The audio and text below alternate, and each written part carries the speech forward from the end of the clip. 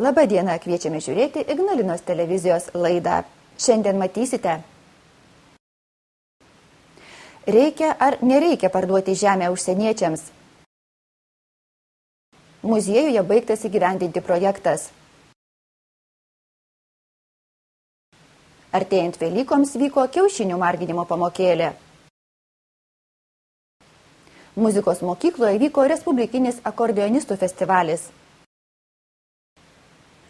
Artėja referendumas, kai turėsime išsakyti nuomonę, ar verta parduoti žemę užsieniečiams.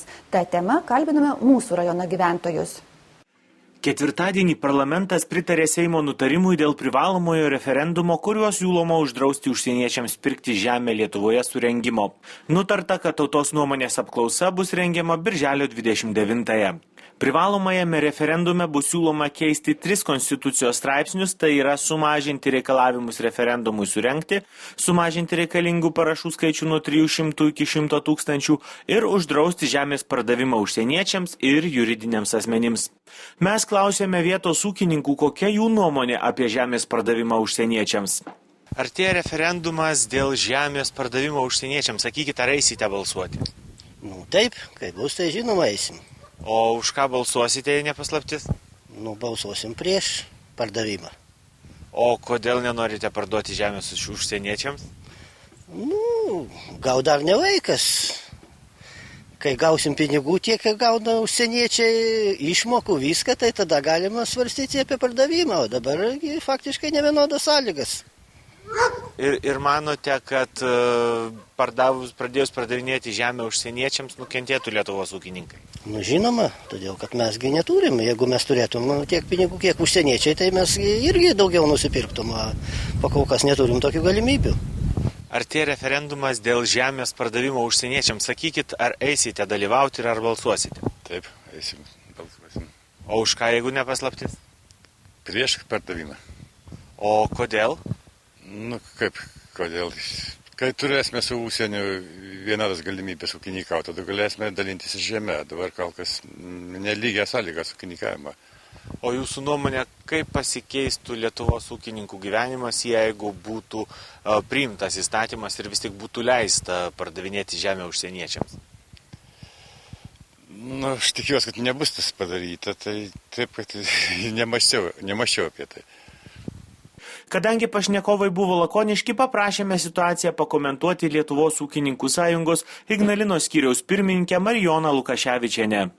Aš esu prieš pardavimą, o kad referendumas įvyktų ir gaila, kad jisai įvyks ne tokiu laiku, kaip mes tikėjomės, tai tikrai labai gaila, bet aš manau, kad vis dėlto žmonės, kaimo žmonės ypatingai ir tai suprantantys žmonės, tai turės jaus pareigą atvykti, kad ir vėliau, bet vis tiek išreikšti savo nuomonę ir su tokiais nesklausimais, sakykime, iš vis pamiršti, kad tas dalykas galimas užsieniečiam parduoti taip laisvai, kadangi tiek, sakykime, dėl to žemės buvo kovota ir aiškintas ir taip toliau, tai tikrai būtų labai gaila, kad tas neįvyktų. Pagrindinė priežastis, kodėl nenorite leisti užsieniečiams pirkti lietuviško žemės? Pagrindinė priežastis yra labai paprasta ir aiški. Dėl tos priežasties, kad mes nesam tokie ūkininkai stiprus, kurie galėtume įsigyti tą žemę tokiomis kainomis, kokios jau jos yra dabar. Ir pirmiausia, Lietuvos valdžia turėjo tai apgalvoti ir pateikti pirmiausia saviems žmonėms įsigyti tokiam sąlygom lengvesnėm, o tada jeigu būtų poreikis užsieniečiam, tai tada galėtų kažką tai siūlyti. Bet labai man patinka kitų šalių patirtis, sakykime, kaip ir Ukraina, tai nuo savo žemės kaip ir nėra. Jinai yra nuomojama užsieniečiam, tai kodėl negalėjo priimti ir Lietuva tokio netgi siūlymo arba sprendimo, tai yra labai, labai žmoniška ir viskas suprantama, nes bet kokiu atveju yra visada sakoma, kad jeigu nėra žemės, tai nėra ir tautos. Tai kas tada mūsų ta nepriklausomybė ir panašiai lieka, jeigu mes neturim tvirto pagrindo po kojomis. Na, o jūsų ūkininkų sąjungos dauguma narių kokios nuomonės yra? Ūkininkų sąjungos nariai visi aktyviai pasisako už tai, kad žemė nebūtų parduodama užsieniečiam, kad ta žemė turi dirbti Lietuvos žmonės, Lietuvos žemdirbiai, Lietuvos ūkininkai ir ta žemė Lietuvos turėtų likti lietuvių rankose, o visos kiti plotai, kaip ir minėjau anksčiau, kad nuoma galima, jeigu tai yra, sakykime, verslas ir panašiai. Tai visi yra kategoriškos nuomonės, kad pirmiausia leiskim Lietuvos žemdirbiui įsigyti tą žemę, ją dirbti, su meile sėti ir auginti derlių, o paskui žiūrėkim, kaip toliau, kokios yra galimybės. Ir praktiškai, jeigu mes dabar mūsų žemdirbiai reiškia nuomonę, kad to žemės neparduoti, o vakar klausant interviu vyriausybės vadovo, tiesiog jisai šypsos ir juokiasi, kad žmonės protingi bus ir nedalyvaus referendume. Tai šiukštu prisiminti, ką dabar tie valdžios atstovai galvoja, jiegi rinkti vis dėlto mūsų žmonių. Tai kaip jie yra priešingai nusiteikę prieš mūsų nuomonę. Argi gali būti kokioje nors kitoje demokratinėje šalyje taip, kaip Lietuvoje? Tai tiesiog, aš galėčiau tik tai gūžčioti pečiais. Praktiškai nenoriu suprasti Lietuvos žemdirbio. Jeigu būtų priimtas įstatymas ir būtų leista užsieniečiams pirkti Lietuvoje žemę, kaip tai paveiktų Lietuvos ūkininkų verslą, kaip tai atsilieptų Lietuvos ekonomikai? Ko gero eitume tarnauti. Pirmiausia, pirmas būtų aspektas, o kitas aspektas, kad jeigu kažką tai Lietuvos derybininkai neižvelgia anksčiau, tai dabar kaip tik jiem yra šansas, kad mes žemdirbiai ir žmonės Lietuvos norime jiem patarti išbristi iš tos sutarties, kurią jie pasirašė yra. Tai, sakykime, jiem kaip tik yra šansas pasitaisyti, o ne taip, sakykime, žemdirbiam sakyti tiesiai šviesiai, kad gal referendumas neįvyks, kad ieškoti ten vėl kažkokių tai niuansų, gal kas nors negerai padaryti ir panašiai.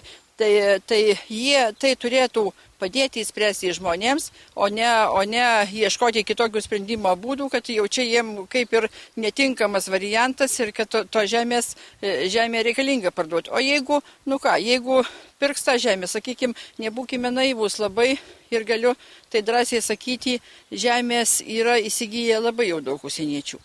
Tai vėlgi mes vaidmainiauname patys savo meluojame, o, sakykime, prieš ten įvairius pasisakymus vyriausybė kalba, kaip to ir nežino. Žino visi puikiai, visas tas ratas užsuktas jau seniai ir, sakykime, dabar tai viešai tai įteisinti, galbūt atsiras, aišku, kažkiek tai vėl ir jie taps šitie mūsų ūkininkai, taps samdiniais, ko gero.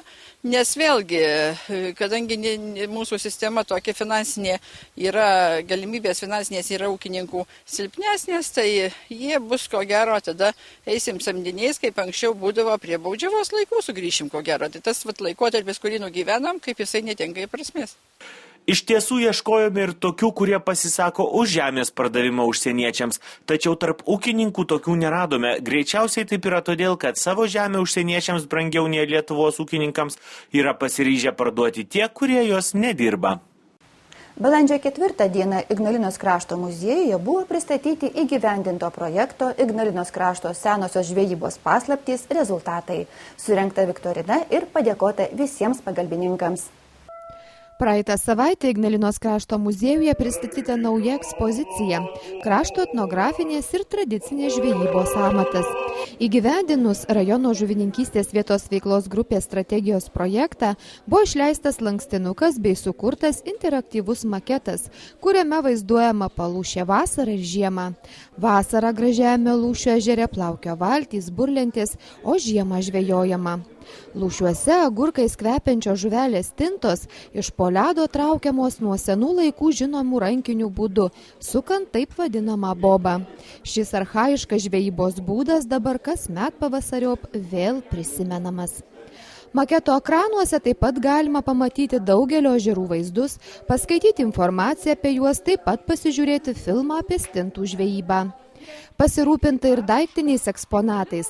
Šalia šiuolaikinio maketo galima pamatyti senovinių žvejybos įrankių, tinklų, ledo kirtiklių. Projekto pristatymo renginyje dalyvavo savivaldybės, rajono žuvininkystės vietos veiklos grupės, Aukštaitijos nacionalinio parko atstovai bei kiti muziejų talkinę specialistai, taip pat žvejai ir mokiniai. Muziejininkė Marija Kirkenė papasakojo, kaip sekėsi įgyvendinti projektą, pristatė maketą ir jo galimybes, taip pat pasidžiaugė dalyvaujančių žvejybos amato žinovų Stasiu Rasteniu. Jis garsėja ir kaip šauniausias žuvienės virėjas bei žuvies rūkymo specialistas. Apie žvejo Stasio Rastenio gyvenimą pasakojo Gintarė Lukijanskaitė. Šiais laikais Stasys dalina vertingus patarimus nuomojantiems ežerus, moko kitus, kaip lengviau tinklus traukti, kalvaratą, vytuką sukti, kaip peikiną laikyti, kaip eketę išdurti. Darbo procesas lengvėja. Projektu buvo siekiama, kad į veiklas įsijungtų įvairaus amžiaus mokinių grupės, todėl bendradarbiauta su Česlovo Kudabos progimnazijos 4B ir 7C klasėmis, bei jų auklėtojomis. 4tokai pagamino įvairias žuvų rūšis pristatant į tinklą, 7tokai pildė anketas apie žvejybą.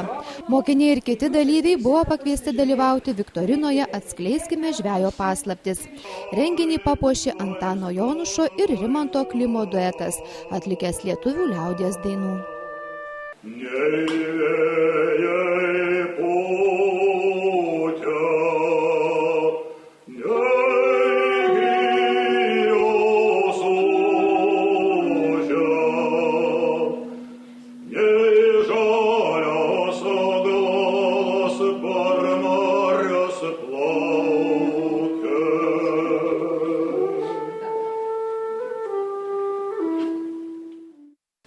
Praėjusią savaitę Ignalinos Miko Petrausko muzikos mokykloje vyko Respublikinis jaunųjų akordeonistų festivalis. Šventė šiemet vyko jau 3. kartą. Akordeonas yra muzikos instrumentas priklausantis liežuvėlinių aerofonų klasiai. Akordeonu grojama spaudant klavišus ir mygtukus, taip atidarant kelią orui tekėti pro liežuvėlius ir sukelti garsą.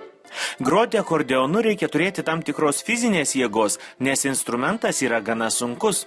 Akordeonas gali sverti nuo 1 iki 90 kg, kai kurie sveria ir 13 ar net 15. Tai priklauso nuo to, iš ko ir kaip jis pagamintas. Taip pat akordeonai pasižymi savo gabaritais, todėl ne visais akordeonais gali groti vaikai ir mažesnio ūgio žmonės. Šis instrumentas labai populiarus Šiaurės Amerikoje, Kolumbijoje, Brazilijoje ir Prancūzijoje. Lietuvoje šis instrumentas taip pat mėgstamas, ypač muzikos mokyklose. Akordeonu Lietuvoje pradedama mokyti groti dažniausiai nuo 5-6 metų.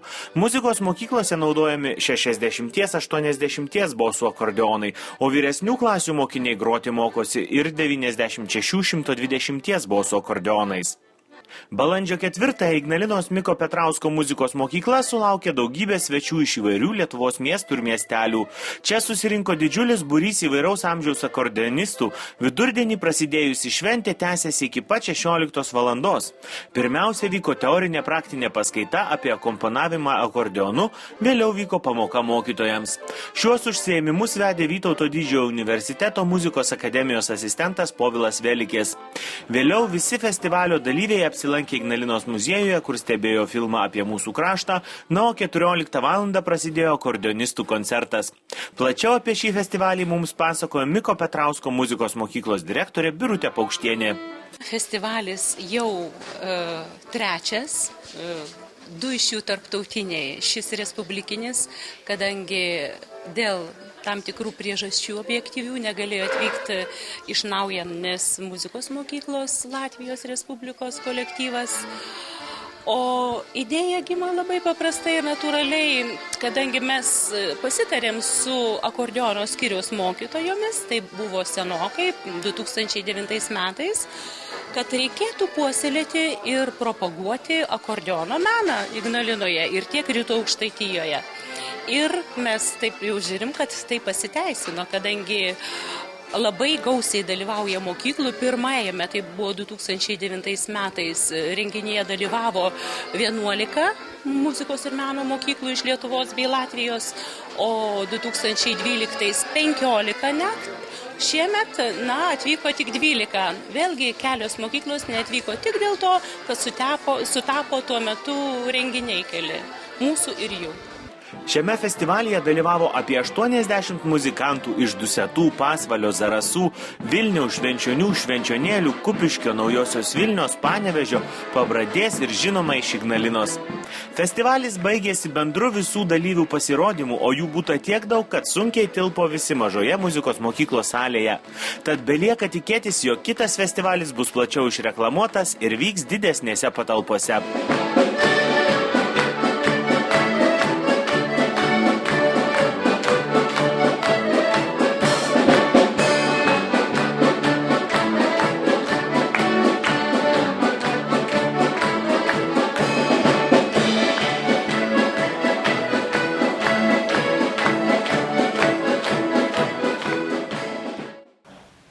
Artėjant Velykoms reikia pasirūpinti ir margučiais. Kiaušinių marginimas tikras džiaugsmas pirmiausia vaikams. Praėjusią savaitę Ignalinos viešoji biblioteka mažus ir didelius pakvietė į marginimo pamokėlę. Kiaušinių marginimo pamokėlę vedė šį amatą puikiai išmananti ir puoselėjanti dailės mokytoja Nijolė Trinkūnienė. Pamokėlės dalyviai susėdo prie stalų, ant kurių jau garavo tirpinamas vaškas ir parafinas.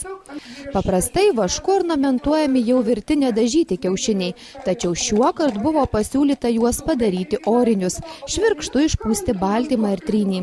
Tokie margučiai gali labai ilgai stovėti. Marginimo įrankis labai paprastas, tai metalinė adatėlė su galvute įtvirtinta į medinį kotelį. Vašku išmargintas kiaušinis merkiamas į paruoštus šaltus dažus. Kaip pasakojo Nijolė Trinkūnienė, margučiai dažomi praktiškai visomis spalvomis. Kiekviena jų turi savo reikšmę.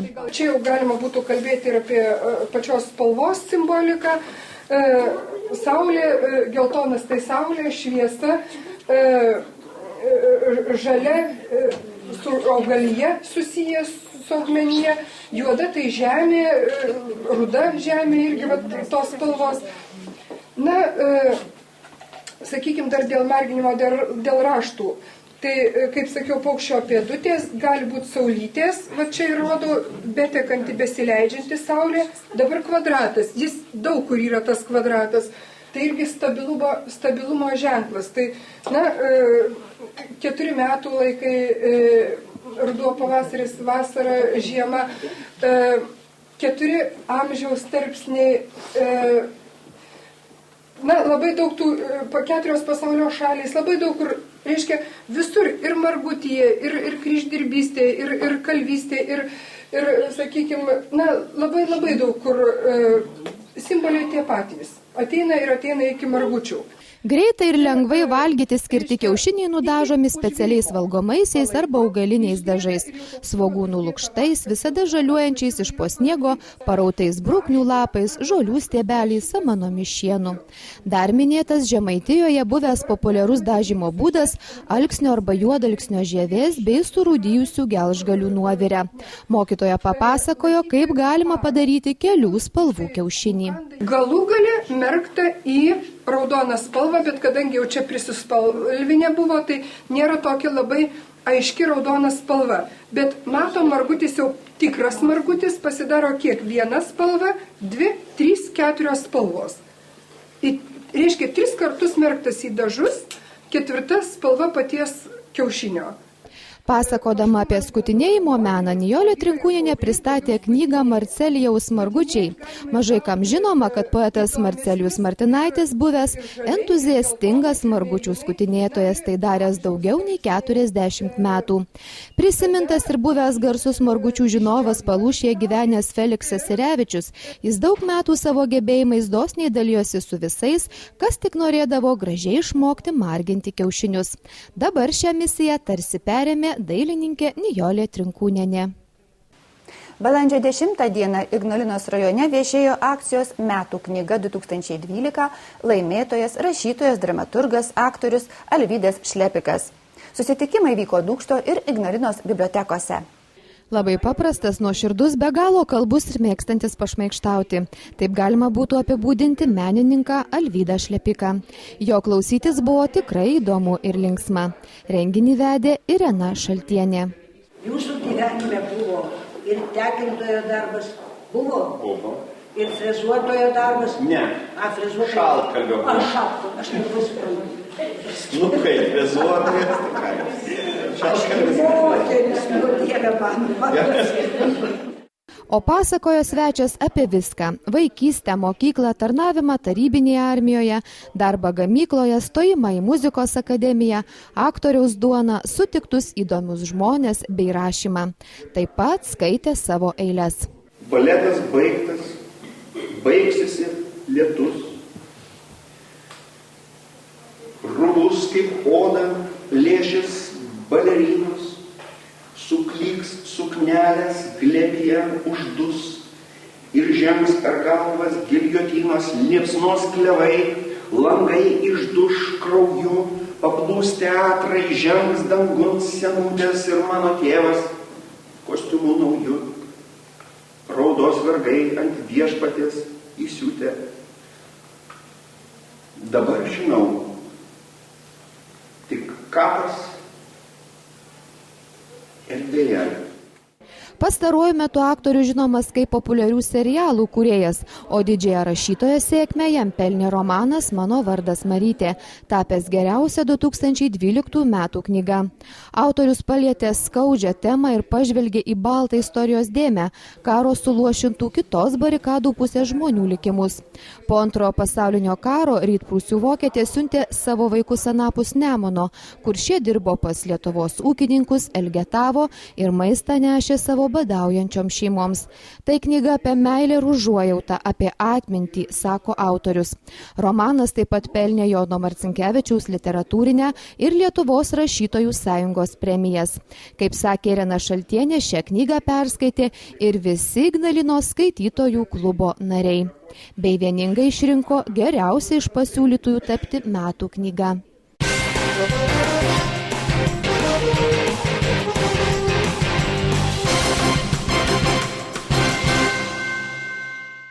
Labadiena, pastarųjų savaičių informacija iš rajono policijos komisariato. Kovo 27 dieną gauta pirminė gaisro tyrimo medžiaga iš Ignalinos priešgaisrinės gelbėjimo tarnybos, kurioje nurodyta, kad šių metų kovo 23 dieną Rimšės seniūnijoje Šiūlėnų kaime kilusio gaisro metu sudegė 3 asmenims priklausantis gyvenamasis namas, kuriame pastaruoju metu niekas negyveno. Įtariama, kad gaisrą galėjo sukelti tyčia, turtinė žala, nustatinėjimą, turtas draustas, signalizacija neįrengta. Pradėtas ikiteisminis tyrimas. Kovo 28 dieną Linkmenų seniūnijoje Antalksnės kaime iš elektros pastotės pragręžus transformatorius aušinimo talpą pavogta aušinimo alyva. Pradėtas ikiteisminis tyrimas. Ta pačia diena buvo įsibrauta į Girminių kaime esantį namą, iš kurio pagrobti 3 centrinio šildymo metaliniai radiatoriai ir metalinė šilumos paskirstymo dėžė. Padaryta 2500 litrų žala. Pradėtas ikiteisminis tyrimas. Kovo 28 dieną buvo gautas Kazitiškio seniūnijos Ligūnų kaimo gyventojos pareiškimas, kad kovo 27 dieną iš kredito bendrovės Vivus.lt gavo pranešimą, jog vėluoja sumokėti įmoką uždarai akciniai bendroviai FO Finance už suteiktą 400 litrų vertės paskolą. Pareiškėjos teigimu, paskolos jį neėmusi. Pradėtas ikiteisminis tyrimas. Kovo 29 dieną Ignalinoje šalia Aukštaičių gatvės 52 namo pareigūnai pastebėjo 2 jaunuolius.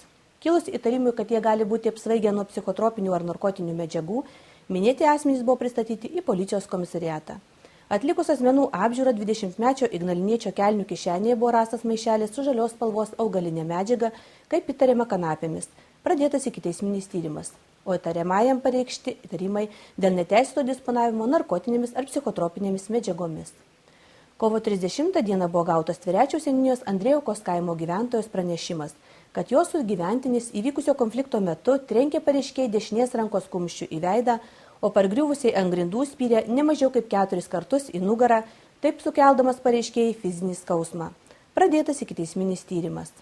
Ta pačia diena kelyje Strigailiškis Vaišniūnai 6 kilometre pilietis gimęs 1974 metais, būdamas neblaivus nustatyta 2,1 promilės girtumas, vairuodamas nuosavą automobilį nepasirinko saugaus greičio, išvažiavo prieš priešinę eismo juostą, nuvažiavo nuo kelio ir apvirto. Kartu važiavę 2,36 ir 1,28 metų keleiviai dėl sužalojimų pristatyti į Visagino miesto ligoninės priimamąjį. Pradėtas ikiteisminis tyrimas.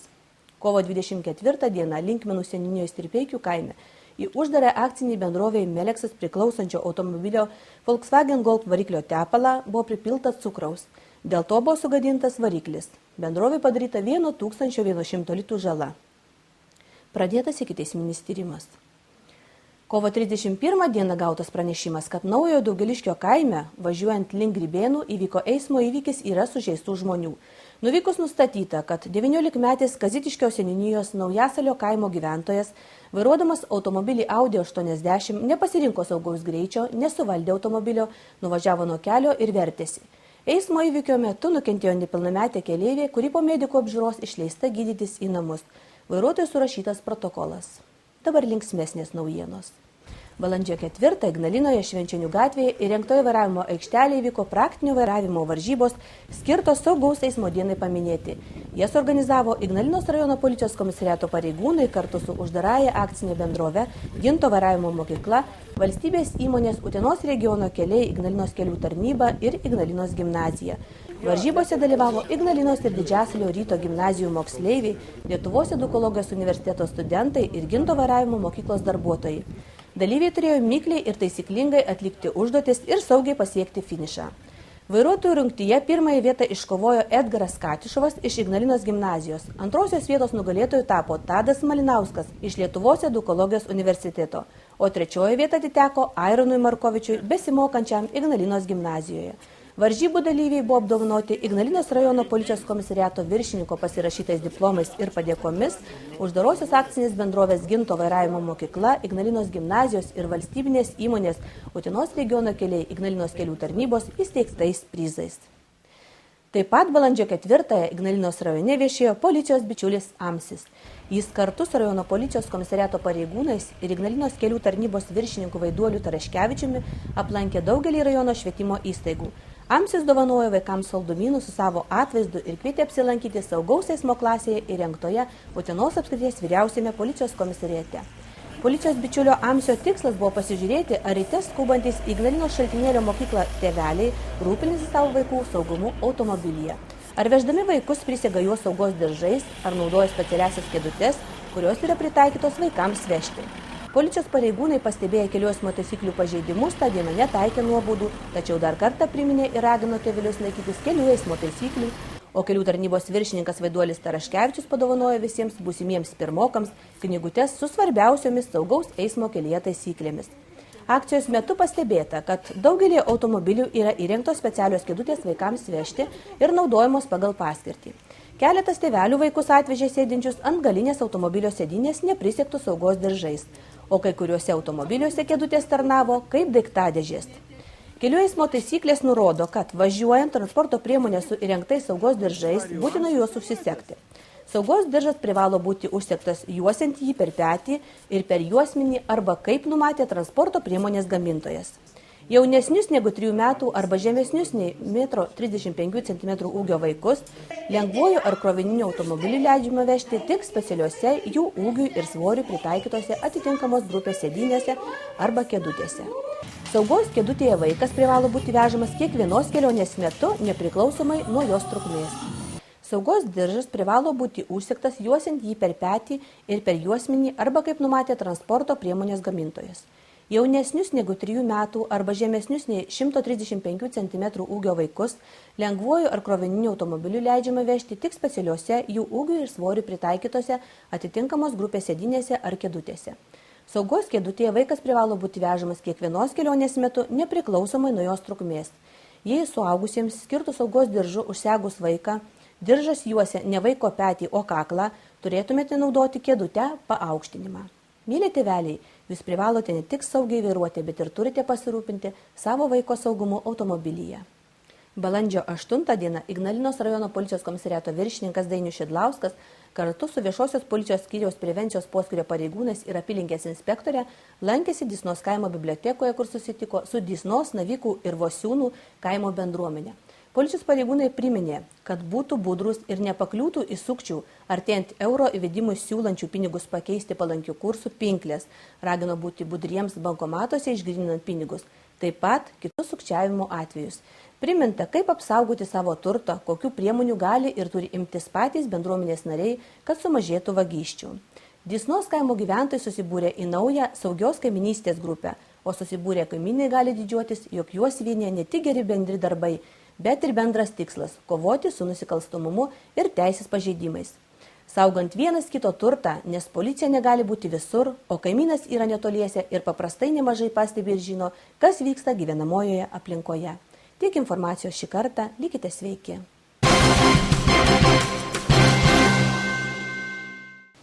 Prieš atsisveikinant skelbimas.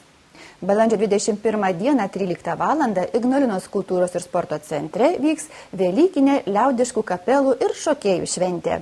Organizatoriai kviečia visus ignaliniečius ir miesto svečius pasidžiaugti liaudišką muziką. Įėjimas nemokamas. Tiek informacijos šį kartą. Iki pasimatymo po savaitės. Sudie.